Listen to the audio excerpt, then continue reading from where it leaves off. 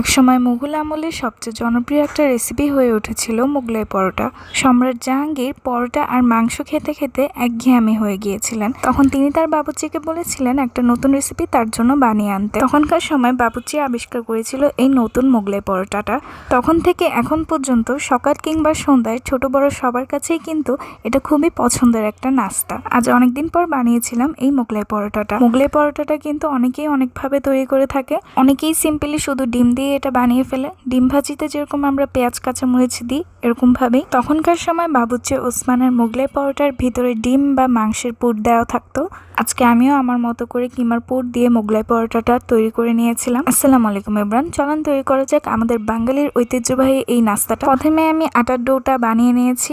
আটার ডোটা বানিয়েছি আমি এখানে শুধুমাত্র লবণ আর তেল দিয়ে, আর পরিমাণ মতো একটু একটু পানি দিয়ে আটাটা ভালো করে মেখে নিয়েছি। সাধারণত সকালবেলা আমরা যেভাবে রুটি বা পরোটার জন্য আটাটা বানিয়ে থাকি ওইরকমই নর্মালি একে একে মোগলাই পরোটার জন্য আমি একটা একটা করে রুটি বানিয়ে নিব। যতই আমরা অন্যান্য রেসিপি ট্রাই করে থাকি কিন্তু বাঙালির কাছে তার দেশীয় নাস্তাটাই কিন্তু সেরা। আগে থেকে মোগলাই পরোটাটা বানানোর জন্য আমি পুরটা রেডি করে রেখেছিলাম। কিমার জন্য প্রথমে আমি মুরগিটাকে সিদ্ধ করে নিয়েছিলাম। মুরগি সিদ্ধ হওয়ার সময় এখানে লবণ, আদা বাটা, রসুন বাটা এগুলো দিয়ে সিদ্ধ করে নিয়েছিলাম। তারপর সিদ্ধ হওয়ার পর এখানে পেঁয়াজ আর কাঁচামরিচটা আমি মিশিয়ে নিয়েছিলাম। এখানে আমি একটা ডিম নিয়ে নিয়েছি। ডিমটাকে আমি আমার রুটিতে ব্রাশের সাহায্যে ব্রাশ করে নিব। প্রপারভাবে ডিমটাকে আমি সব জায়গায় খুব ভালো করে লাগিয়ে নিব।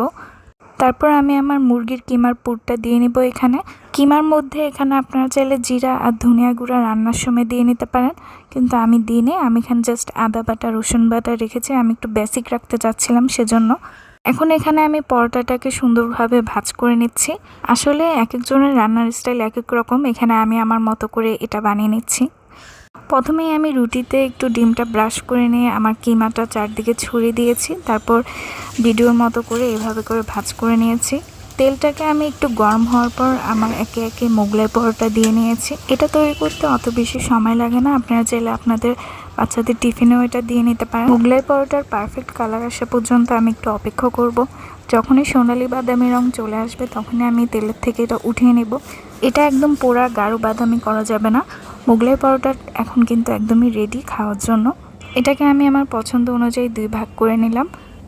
আমার মোগলাই পরোটাটা কিন্তু নরম আর ক্রিস্পি দুটোই একসাথে হয়েছিল। আর ভিডিওটা ভালো লাগলে একটা লাইক আর শেয়ার করে দিবেন। আপনারা চাইলে এমন আরও স্ট্রিট ফুডের রেসিপি দেবো ইনশাল্লাহ। আমার চ্যানেলটাকে সাবস্ক্রাইব আর ফেসবুক পেজটাকে ফলো দিয়ে রাখুন এমন আরও নতুন নতুন রেসিপি পেতে। আজকের ভিডিওটা আমি এ পর্যন্তই রাখবো।